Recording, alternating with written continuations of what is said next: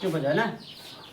तो आइए आज देखते हैं क्लास 10th का माध्यक बहुलक का ऑब्जेक्टिव बेस्ड क्वेश्चन बनाने के लिए टाइम मैनेज कैसे हो और शॉर्ट में कैसे बना पाएंगे। तो माध्यक बहुलक को देख पाएंगे, ध्यान से देखिएगा। तो आइए लिखते हैं माध्यक,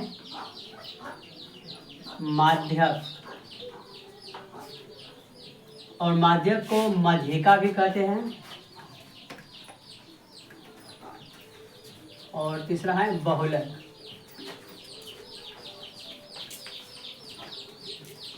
तो एक एक को जान पाएंगे, सिर्फ ध्यान से देखना है बोर्ड पर।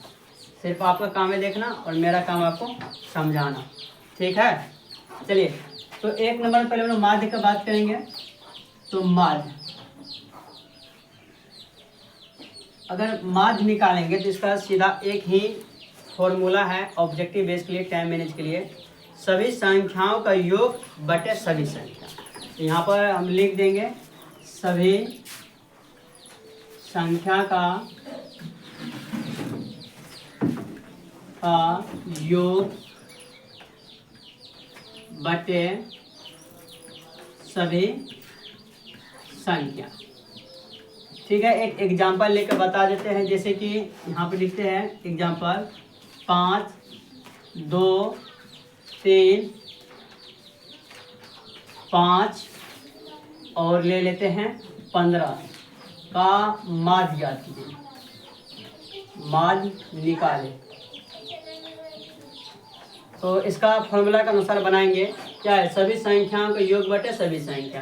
तो इसको सभी को जोड़ेंगे, 5 + 2 + 3 प्लस और फिर 5 + 15 है, और बटे में सभी संख्या मतलब कितना संख्या है, तो 1 2 3 4 5। तो यहाँ पर 5 से भाग देंगे, इसको जोड़ेंगे, 5 2 7 3 10 5 15 और 15 हो जाएगा 30 बटे 5 है। इसको डिवाइडेड करेंगे तो 5 6 30, इसका आंसर हो गया 6। तो चाहे दशमलव में हो या रूट में हो, सभी को ऑब्जेक्टिव के लिए बस ये रूल अप्लाई करना है। अगर बंटर साले वाला आएगा तो उसके लिए अलग है, सिग्मा fx बटे सिग्मा f। आगे देखते हैं, माध्य हो गया, अब मध्यिका देखते हैं। देखिए दूसरा है माध्यिका के हैं या माध्य के हैं, दोनों एक ही है। इसमें देखते हैं इसका कुछ टर्म एंड कंडीशन होता है। सबसे पहला बात है कि माध्यिका निकालने के लिए जो भी संख्या रहेगा, संख्या को, अरे रेटिंग खराब हो गया, कोई बात नहीं, मेरा रेटिंग खराब है। हम लोग संख्या को पहले सजाएंगे, घटते या बढ़ते क्रम में सजाना है। ठीक है, तो सजाना कैसे है, जिसका 2 पॉइंट, पहला आरोही और दूसरा में अवरोही क्रम में। ठीक है, अवरोही। आरोही मतलब होता है बढ़ते क्रम, यानी कि पहले छोटी संख्या, फिर बड़ी संख्या, फिर बड़ी संख्या, फिर इससे बड़ी संख्या। अवरोही मतलब होता है घटते संख्या, सबसे बड़ा, फिर छोटा, फिर छोटा, फिर छोटा। पहला पॉइंट हुआ। दूसरा नंबर बात वह है कि अब संख्या का n निकलना है। n मतलब होता है कि टोटल इसमें कितना संख्या है। अगर n मान लेते हैं, इसमें भी 2 पॉइंट याद रखेंगे। पॉइंट नंबर 1 विषम निकला या सम निकला। अगर विषम आता है तो इसका फॉर्मूला होता है n + 1/2।